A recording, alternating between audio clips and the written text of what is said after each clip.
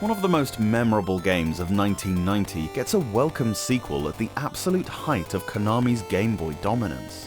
1991 was arguably the strongest year of the whole library, and this was in no small part to a veritable cornucopia of spectacular titles from Japan's finest. Called Nemesis 2: Return of the Hero in Europe, the name was changed to Gradius, presumably to be more recognizable to fans of the existing franchise. Whatever you know it by, this is again a side-scrolling shoot-'em-up made using the same scaffolding that we're all familiar with from the many games in this series. In essence, the same power-ups are available. You get a double shot, lasers, the option, up to 2 again. As usual, you can't have the double shot and the laser beams at the same time, but honestly, when you have the 2 option power-ups following you, you probably won't ever want to use the normal gun. Lasers are much more powerful and seem to hit multiple times per shot. Where the arsenal differs from the original Game Boy game is the missiles. Before, one of the improvements you could make was activating the ground-crawling missiles that dropped to the lower surface of the level and run rightwards until they kill something or go off the edge of the screen. They're very useful, as often there'll be land-based enemies that require skill to blast away. Any contact with the landscape results in your ship turning into a fiery inferno. Now, however, you get to choose between 3 missile configurations. The first is the normal one and can now be powered up a second time, firing more missiles. Alternatively, you can choose to fire the second power-up upwards, meaning you get 1 downward and 1 up alternately. The third choice is the same as the second, but now they actually fire behind you up and down. I'm torn as to which I prefer, and they all have merits. If you're seasoned enough to be good at mowing down front-facing targets, maybe the rear missiles will help you to take care of those sneaky little buggers that crop up from the left. You can also customize your double fire in 3 ways, and the laser weapon too. If you're not familiar with this game, be prepared for an amazing entrance. You're thrown right in the midst of a space battle, and it appears your side is losing. Your flagships are shot down, but you manage to escape in your little Vic Viper. Don't breathe a sigh of relief just yet though, as you're quickly preyed upon by a gargantuan spacecraft hell-bent on bringing you down. That's not all, you just happen to be trapped in an asteroid field, having to dodge colossal rock formations while not getting shot. This big beast is simply plowing through them all, brushing the rubble aside, until at last you dart into a cave, which finally halts the large ship. It's only there that the game really begins, but that was a real thrilling intro sequence. The first level starts in a ruined city with serpentine aliens and mutant frog things. The serpents can be destroyed quite easily if you have the laser power, even more so with the 2 options following you. If you don't have these, you're probably not going to take them down, and they kill you on contact, so get those lasers going as soon as you can. Power-ups drop regularly depending on the difficulty level you've chosen. After leaving the ruins, you enter a fungal jungle of sorts, where the playfield extends above and below the screen, giving multiple paths in the way a lot of these games often do. This part is a bit easier, but then you enter another awesome looking cave where you'll meet the game's first end-of-level boss. This guy, or guys, is brutally hard.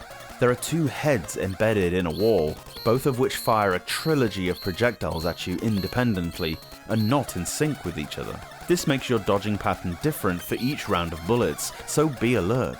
Also note that only the bottom head can be destroyed at first. After you manage that, the top one will fire out from the wall and slalom around. It's death on touch, of course, all the while throwing yet more shots at you. This is tough at first, but with a fully powered up craft and keen dodging skills, you should get past it. There are 5 levels, but it takes a good deal of time to get through.